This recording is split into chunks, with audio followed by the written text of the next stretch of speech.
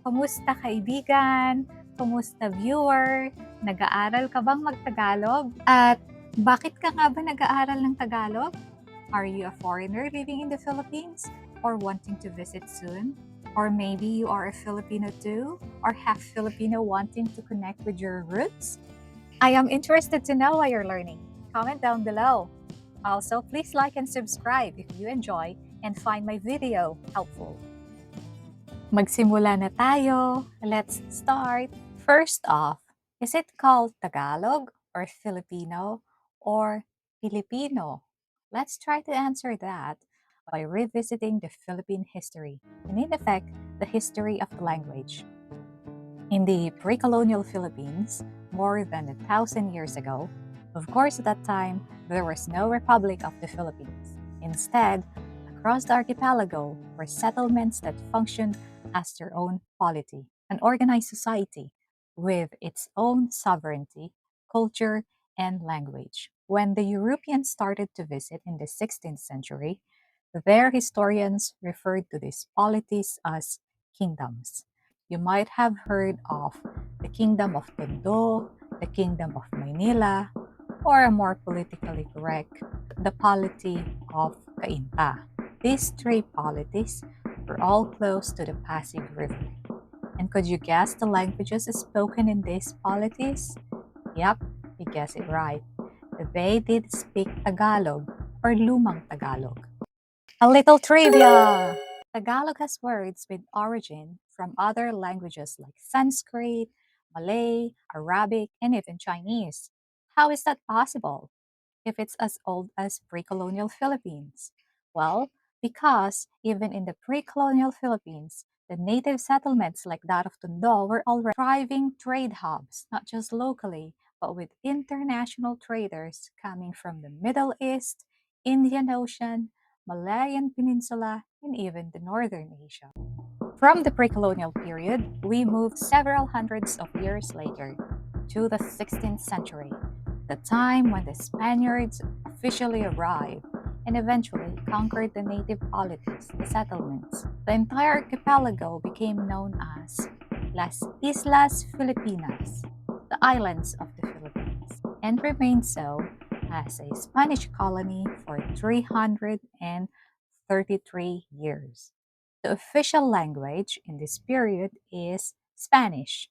However, the friars thought that it is better to continue using the native languages. So, fluency in Spanish was limited to those who are in the government, the few educated upper class, and our Spaniards.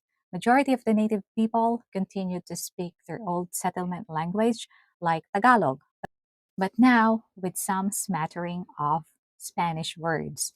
Which is why today we have Tagalog words like kumusta, pero, silia, kalye.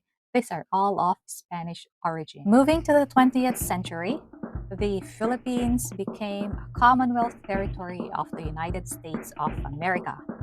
English became the official language. Yet things were starting to change. There was a clamor for national identity. And in 1936, the Commonwealth Act number 184 was passed, which paved way to the establishment of the Surian ng Wikang Pambansa, the Institute of National Language. In this video, let's call it Surian. The Surian is the first attempt of the country to initiate the development of the Philippine national language. The institute was composed of scholars and patriots coming from various backgrounds. Some are linguists. It was headed by Jaime de Vera, a Visayan from Samar Leyte. The other members included Santiago Fonacier, an Ilocano, Filemon Soto from Cebu, Casimiro Perfecto from Bicol, Felix Salas Rodriguez from Visayan again, from Panay, Haji Buto, Amoro from Mindanao, and Dr. Cecilio Lopez from Tagalog. By November 37, the Surian unanimously recommended that Tagalog become the basis of the national language. The following month, in the 30th of December 1937, President Manuel L. Quezon signed an executive order declaring a native Filipino language will become the basis of the national language of the Philippines. He also addressed the country through a radio broadcast in Tagalog. It was a symbolic event as it was the first time that a president spoke on air using a Philippine language. In the succeeding years, continued efforts were made by the language scholars and the government to develop the national language. In 1939, two monumental language books were presented to President Quezon. The first was the Tagalog English Dictionary, authored by Dr. Cecilio Lopez. The second is Ang Balarila ng Wikang Pambansa, the Grammar of the National Language, written by Lope K. Santos. The Balarila detailed the grammar rules and contained the new alphabet called Abacada. We will discuss the Abacada in detail in our next video on basic pronunciations. And now we've arrived in 1946. The Philippines finally gained its independence from the United States of America. The Philippines' national language also became as one of the official languages of the country, others still being Spanish and English. But finally, a native language is used as an official language in government offices and in business and commerce. And in 1959, the Office of the Secretary of Education introduced the term Filipino when referring to the national language. Of course, we have to call it something, right? We just can't call it national language forever. It gained wide acceptance in schools and among the general public. Thus, the Tagalog-based national language was soon called Filipino. The following decades, however, in the 1960s to 1970s, questions were raised about the validity of Tagalog as basis of the national language, as majority of Filipinos spoke other native Philippine languages. There are actually 8 major native languages in the Philippines. A debate in the definition of the national language ensued. Another trivia time! According to the Summer Institute of Linguistics, or SIL, the Philippines has 183 living languages, almost 96% of which are indigenous. Sadly, in SIL list, 11 of these are dying, 28 are in trouble.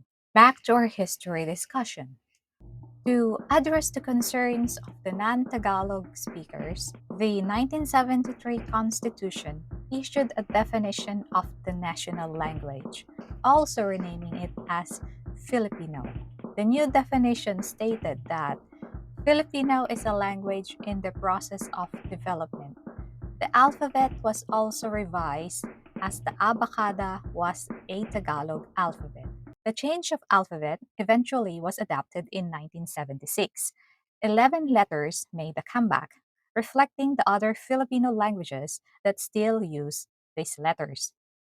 With the 11 letters included, the alphabet became similar to the abecedario alphabet used during the Spanish colonial period. Then, in 1987, the Filipino language was again revised, including its alphabet, which is now the current modern Filipino alphabet. It comprised of 28 letters, which are similar to the 26 letters of the English alphabet, plus 2 more characters, Enye and Nang. To summarize, Filipino is the official language of the Philippines, along with English. Today's Filipino language is still mostly comprised of Tagalog, but with some words from other Philippine languages like Cebuano, Ilocano, and Hiligaynon, just to name a few. There are also loan words from English, Spanish, Japanese, and even the Filipino-Chinese Fukien. Going back to the original question, the short answer is Filipino, Filipino, and Tagalog are 3 languages that evolved through time. They are very similar and nowadays are interchangeably referred to even by Filipinos. If you understand Tagalog, you won't have difficulty understanding Filipino or Pilipino. Thank you for watching. Salamat po. Kita kits. Please like and subscribe.